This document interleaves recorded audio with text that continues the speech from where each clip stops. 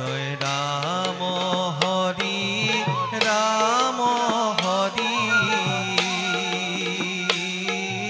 বোলা সর্বজন রাম হরি রাম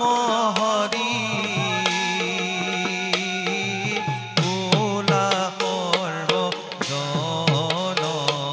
হরি ও রাম বোলা সর্বজন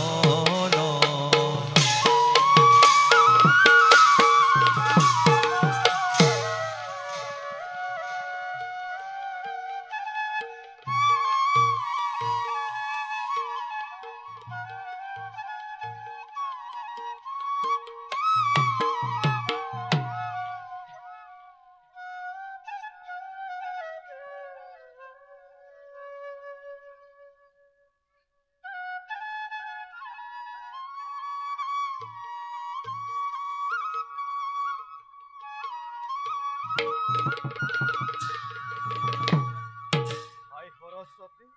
পিতা আই অভাগী সেৱা কৰিবা কখন ওঠ আই পিতা আই সরস্বতী পিতা পৃথিবীতে অনতি পলমে মহাপ্রলয়ের সৃষ্টি হব পিতা ও আই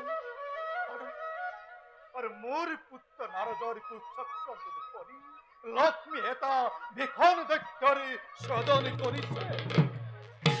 আর কি জানো আই পিতা কি আৰু হে দৈত্যলৈ তোক বিয়া দিবলৈ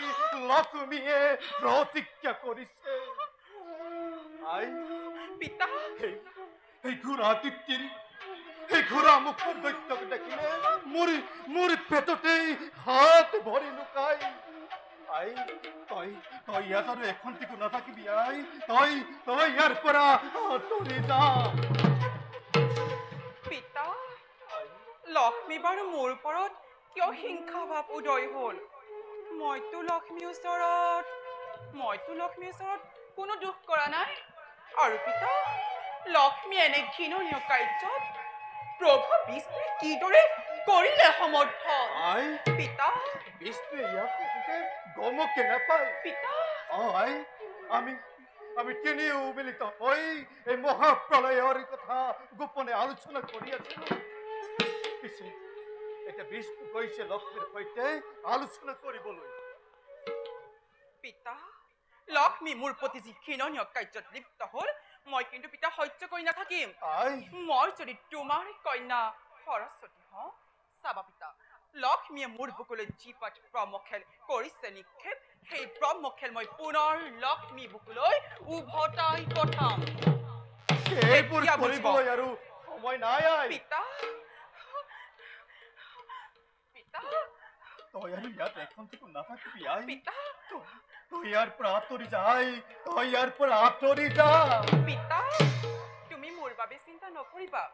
মোক সেই দৈত্যই হৰণ কৰিব নোৱাৰে মই তাৰ ব্যৱস্থা নিজে কৰিম আই পিতা তুমি এতিয়া চোৱা পিতা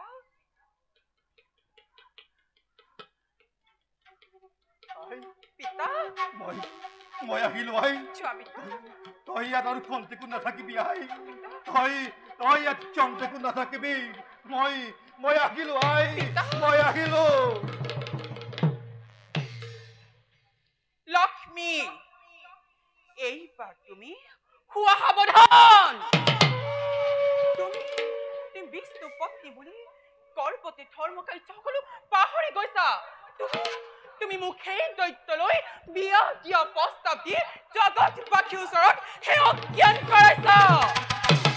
কিন্তু লক্ষ্মী এই সৰস্বতী ইমানো বুদ্ধিহীন নাৰী নহয় যে তোমাৰ ইংগিতে কৰ্ম কৰি যাব মই চাওঁ তুমি মোক কিদৰে সৌ দৈত্যলৈ বিয়া দিয়া